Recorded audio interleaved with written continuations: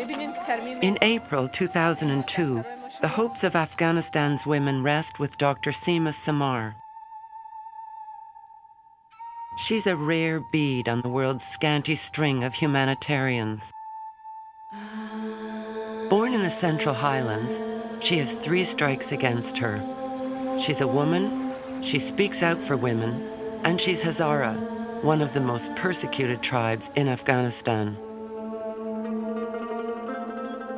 She's also the quintessential Afghan woman. She's strong, she adores her country, and she's had to fight for everything she's ever had. She fought the suffocating rules in her own family. She fought the Soviets, the Mujahideen, the Taliban. She thumbed her nose at death threats from all of them so she could alter the status of women in Afghanistan. She agreed to an arranged marriage so she could go to university and become a doctor. The marriage produced a son. Then her husband was disappeared by the communists. There were 10, 12 people. I didn't count how many there because they were surrounding the house with gun, and they took him. And the group was leading by one of his students. And this boy told me that he will bring him back after an hour. But he didn't come back. Like tens of thousands of Afghan women, Seema Samar became a widow. Then from exile in Pakistan, she built a network of schools and clinics dedicated to women. Ultimately, she remarried. Now Dr. Samar has been plucked from obscurity and is occupying one of the hottest political seats in the world. She's Deputy Prime Minister and Minister of Women's Affairs in the new government in Afghanistan. She's only been in the post for 3 months, but women from all over Afghanistan know her name, and they expect her to deliver them from the nightmare years. The women in this country have not been counted as Afghan citizens. So we try to convince the men that we are a human being and we are part of the society. How hard is that change to make? Absolutely, it's very difficult. I don't know if, I hope that at least I can see when I'm alive. I don't know how long I will live, but at least I want to see some improvement. Women pour in here every day, desperate for help after the long years of banishment and war. What happened to your husband? Yeah, they're all good. I'm so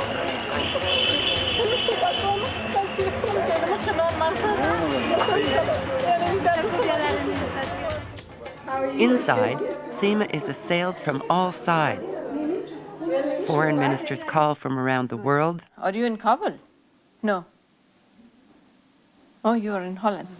This assistant needs more money. This German correspondent needs a photo and a quote. Seema checks a teacher's embroidery designs. All of my dream is this daily problems all around. So I think that maybe, well, I hope I achieve something. And well, sometimes I'm really getting tired, but I think that I'm doing for the country, for the people. So that's really gave me a joy.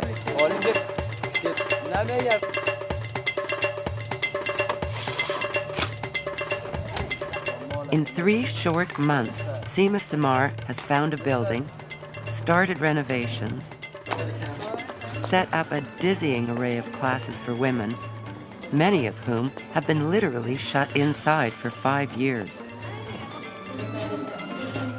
During the Taliban, they weren't allowed to drive.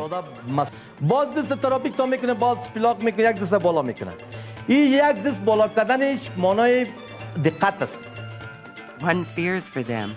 Men driving in Kabul have created a kind of traffic anarchy unmatched anywhere else in the world. At the Women's Ministry, they're studying law and the concept of human rights, becoming computer literate, training for trades such as needlework and aesthetics. She studies English every day. And learning to speak English. Samar's focus? to train as many women as quickly as possible, get money into the hands of women. They should have active part in politics and social and cultural, every aspect of the life. And then they should, really they can and they should play a big role on the reconstruction of the country. In the wake of 9/11, Seema Samar is showcased in Washington as an example of America's liberation of Afghan women. The last time we met in this chamber, the mothers and daughters of Afghanistan were captives in their own homes, forbidden from working or going to school. Today, women are free and are part of Afghanistan's new government. And we welcome the new Minister of Women's Affairs, Dr. Seema Samar.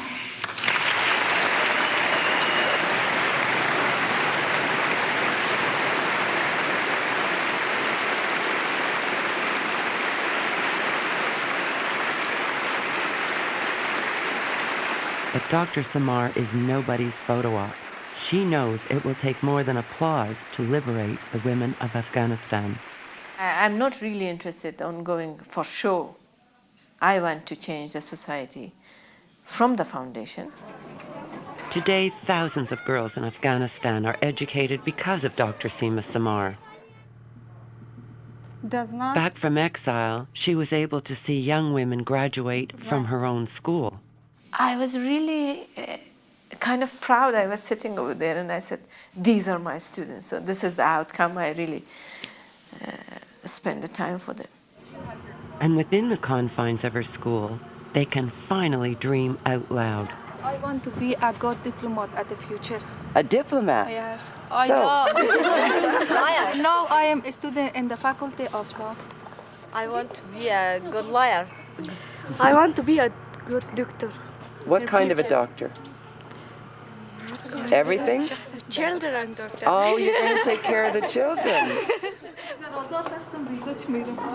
But when Seema's students leave the safety of the school, the burqas erase their individuality.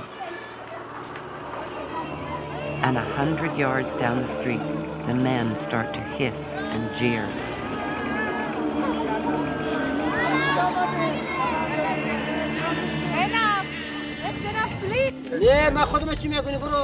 Seeing the women filmed by foreigners in public is more than this man can bear.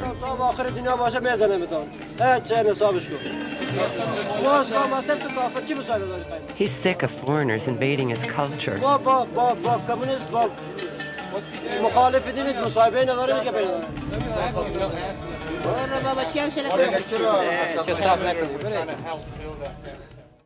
Dr. Samar, one of the bravest women I have ever met, must now walk a tightrope between those who would kill her in the name of God and those who need her desperately to move this country forward.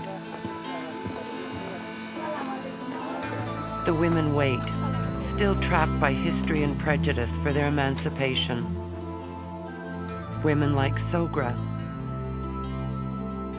Kamala, Hamida,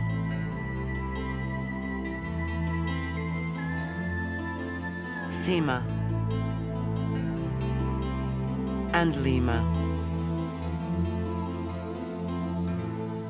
The daughters of Afghanistan are still a long way from freedom.